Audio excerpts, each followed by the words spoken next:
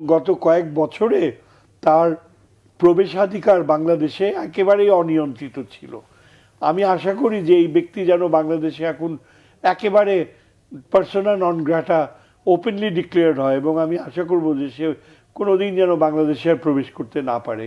5 তারিখের পর থেকে আমরা লক্ষ্য করছি বাংলাদেশের প্রতি ভারতের একটা বিমাতা সুলভ বা বৈরী ধ্যান ধারণা, সেগুলো কিন্তু প্রকাশ পাচ্ছে। বিশেষ করে গণমাধ্যমেও আমরা দেখছি বাংলাদেশ বিরোধী নানা ধরনের প্রচারণা। আপনি দীর্ঘদিন আন্তর্জাতিক অঙ্গনের দিকে নজর রাখছেন, এই মুহূর্তে বাংলাদেশের করণীয়টা কি? সবচেয়ে গুরুত্বপূর্ণ প্লেয়ার যে কিনা ভারতের পররাষ্ট্রনীতিকে এবং ভারতের আচরণকে বহির্বিশ্বে অত্যন্ত ক্ষতিকরভাবে প্রভাবিত করেছে, সে আর কেউ না, ভারতের নিরাপত্তা উপদেষ্টা অজিত ডোভাল। আমরা অনেকে জানেন যে এই যে কয়েক মাস আগেই কানাডার সাথে ভারতের যে ন্যাক্কারজনক ঘটনা ঘটে গেল, এটা অচিন্তনীয়। কানাডার মতো এত প্লুরালিস্ট সহনশীল একটা সমাজ, যেখানে প্রচুর ভারতীয়রা প্রভাবশালী পজিশনে আছে, সেই দেশে ভারত সরাসরি হত্যাযজ্ঞ চালালো এক ব্যক্তির, যে কিনা ভারতের বিরুদ্ধাচারণ করেছে, এবং এর পেছনে ছিল এই অজিত ডোভাল। বিভিন্ন সময়ে বাংলাদেশে বিভিন্নভাবে সে প্রবেশ করেছে গোপনভাবে, এবং গত কয়েক বছরে তার প্রবেশাধিকার বাংলাদেশে একেবারেই অনিয়ন্ত্রিত ছিল। আমি আশা করি যে এই ব্যক্তি যেন বাংলাদেশে এখন একেবারে পার্সোনা নন গ্রাটা ওপেনলি ডিক্লেয়ার্ড হয়, এবং আমি আশা করব যে সে কোনোদিন যেন বাংলাদেশে আর প্রবেশ করতে না পারে। এবং আরেকটা উদ্যোগ নেওয়া উচিত, যেখানে আমরা ব্যর্থ হয়েছি, পররাষ্ট্র মন্ত্রক এই বিষয়ে অনেক স্লো ছিল, সেটা হচ্ছে যে এই অজিত ডোভালকে আমরা নিরাপত্তা পরিষদে না হলেও জাতিসংঘের বিভিন্ন যে পাওয়ারফুল স্টেটস, কানাডার সাথে আমেরিকা, মার্কিন যুক্তরাষ্ট্র একমত, একটা প্রস্তাব দেওয়া উচিত যে এই অজিত ডোভালকে একজন আন্তর্জাতিক সন্ত্রাসী ঘোষণা করা হোক। কেননা এইরকম এক্সাম্পল তো মার্কিন যুক্তরাষ্ট্র প্রচুর করছে, যে ইরানের বা মধ্যপ্রাচ্যের, এমনকি আমরা দেখতে পেয়েছি পাকিস্তানেরও ইন্ডিভিজুয়ালসদেরকে আন্তর্জাতিক সন্ত্রাসী। এই লোকটা যে মার্ডার্স কমিট করছে, সম্প্রতি শুনলাম অস্ট্রেলিয়াতেও সে এই কার্যকলাপ চালাচ্ছে, এবং অস্ট্রেলিয়ান গভর্নমেন্ট প্রতিবাদ করেছে। আরেকটা বিষয়ে আমাদের যে দুর্বলতা পররাষ্ট্র মন্ত্রকের, যেটা আমাদের ওভারকাম করা উচিত।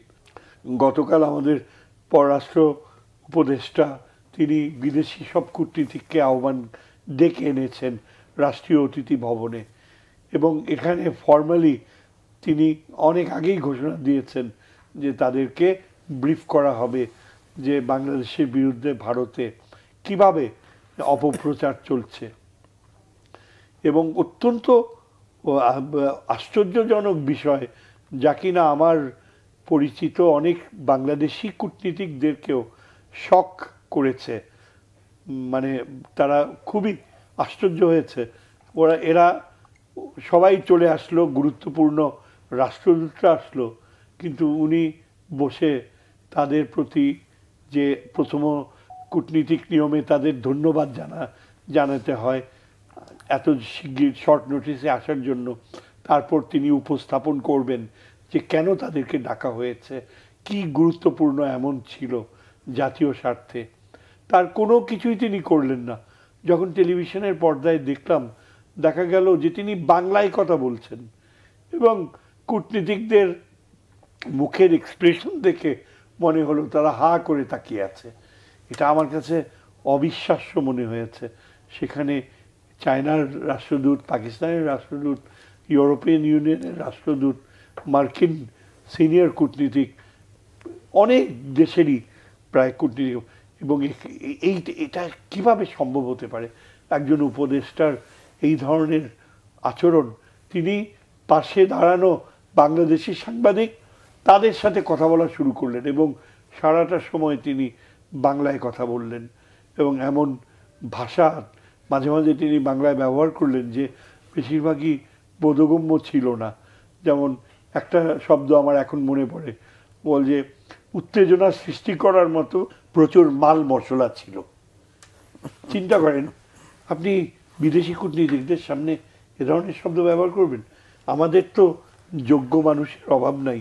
এই পদে, এত গুরুত্বপূর্ণ একটা পদে আমাদের প্রধান উপদেষ্টা নিশ্চয়ই একজন যোগ্য মানুষকে বসাতে পারতেন, যিনি ভাষার জানেন, ইতিহাস জানেন। কিন্তু কূটনীতিক হিসেবে এমন একজনকে কেন প্রেরণ করা হয় যে এই ঘটনার গুরুত্ব অনুধাবন করতে পারে না? এটা বাংলাদেশে যে কত বড় ক্ষতি হয়।